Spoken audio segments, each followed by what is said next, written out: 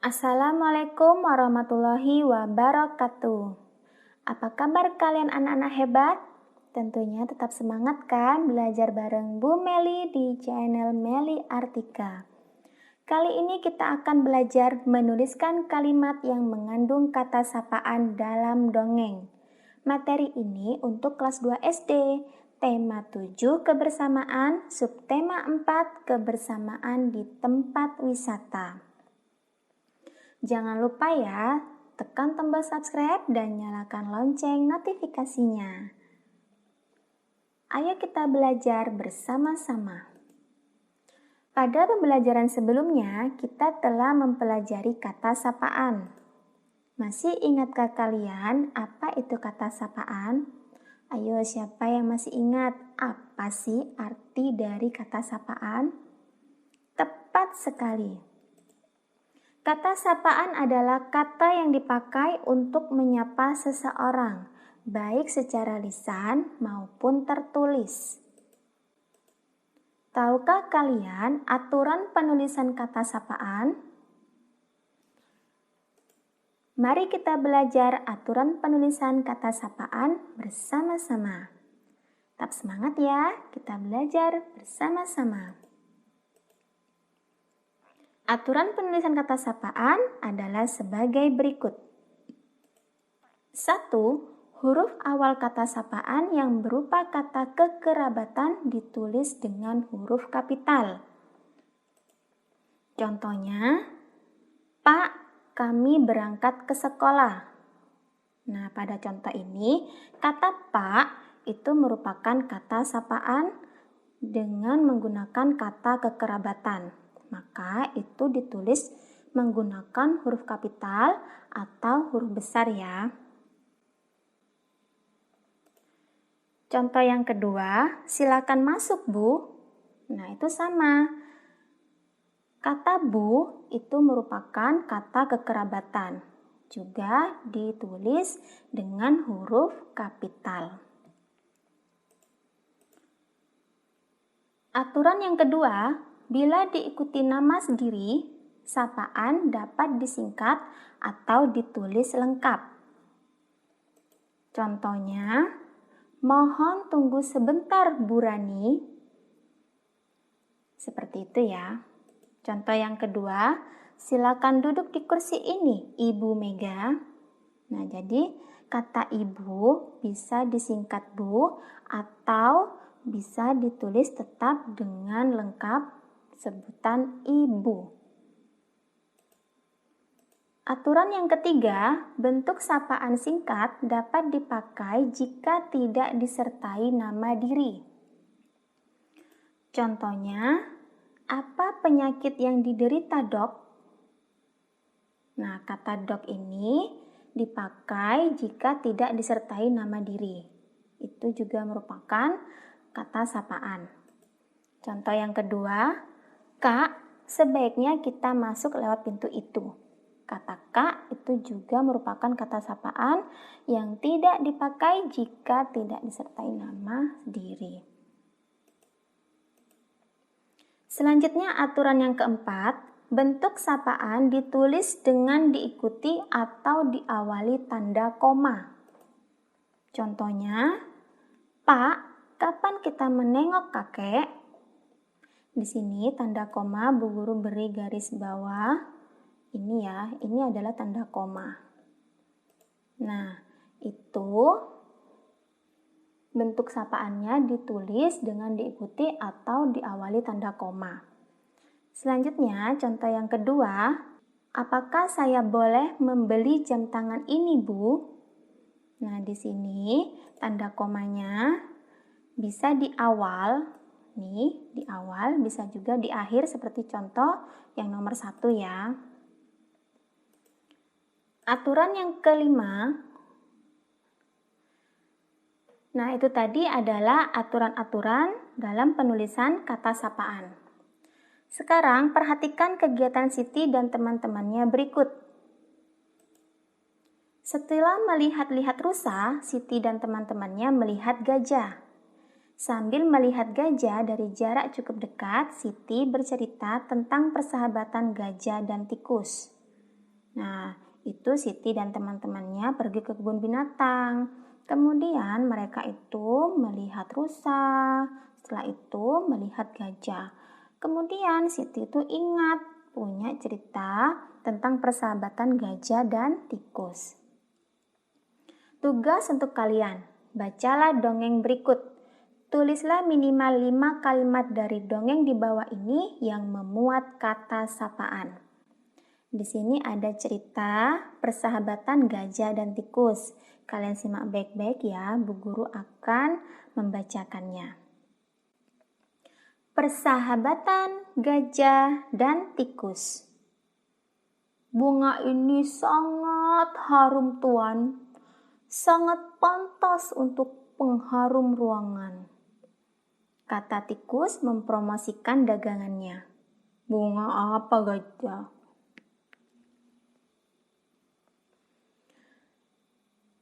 Persahabatan gajah dan tikus. Bunga ini sangat harum, Tuan. Sangat pantas untuk pengharum ruangan, kata tikus mempromosikan dagangannya. Bunga apa ini? Tanya gajah. Ini adalah sebuah bunga yang sangat ajaib, jawab tikus. Apakah bunga ini wangi? Tanya gajah. Tentu saja, bunga ini sangat harum, jawab tikus. Boleh aku mencobanya? Tanya gajah penasaran dengan wanginya. Tentu saja, tuanku, silakan. Gajah pun perlahan-lahan menjulurkan belalainya yang panjang. Ia pun menghirup wangi bunga ajaib itu. Benar sekali yang dikatakan tikus. Bunga tersebut sangat wangi. Namun, tidak lama kemudian, hidungnya terasa geli dan gatal tidak bisa tertahan. Hidungnya tiba-tiba akan bersin. Tetapi ia terus menahannya karena tidak baik bersin di depan orang lain. Namun hidungnya terus saja merasa geli. Ia terus mencoba menahannya. Akhirnya, tanpa disadari, gajah mengambil ancang-ancang untuk bersin. Ia menghirup udara kuat-kuat melalui mulutnya yang besar. Begitu besar angin yang masuk ke dalam mulutnya, bahkan tangkai bunga pun tersedot keluar dari tangkainya. Melihat ancang-ancang gajah, tikus pun bersiap untuk pergi meninggalkan tempat tersebut. Ia berpikir akan terjadi angin topan. Tiba-tiba, gajah pun bersin dengan sangat hebat. Akibat bersinnya yang hebat itu, rumah-rumah menjadi rusak, gentingnya berterbangan seperti dilanda angin topan.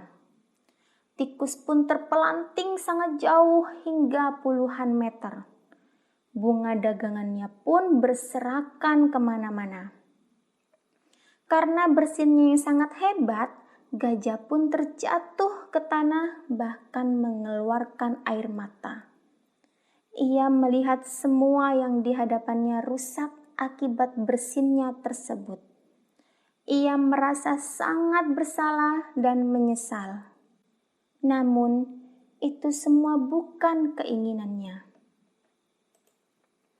Gajah hanya terdiam sambil menatap semua kerusakan. Tiba-tiba datanglah seekor badak. Ia bertingkah seperti seorang polisi dan melihat kejadian tersebut. Melihat badak datang, tikus pun timbul keberaniannya. Ia segera berlari-lari menghampiri gajah. Hei tuan, kau harus mengganti kerugianku. Lihatlah, bunga-bunga daganganku semua berhamburan dan hancur. Aku akan adukan kau ke badak. Bentak tikus marah. Gajah hanya diam. Ia merasa sangat bersalah. Tenanglah, aku akan mengganti semua kerugianmu, kata gajah dengan lembut. Badak pun menghampiri gajah dan tikus. "Lihat akibat perbuatanmu," bentak badak dan menunjuk ke arah rumah-rumah yang rusak. "Iya, itu salahku," kata gajah mengakui kesalahannya.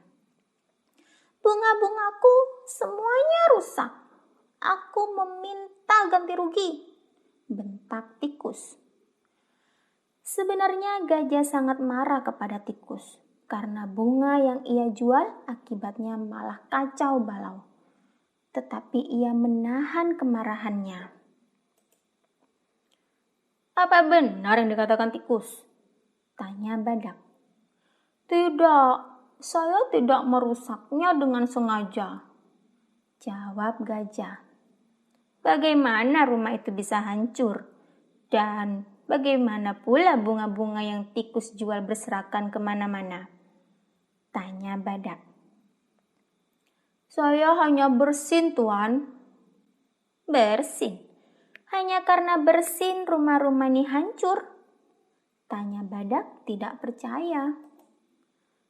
"Saya hanya mencium bunga yang dijual tikus," jawab gajah sambil menunjuk bunga-bunga yang berserakan.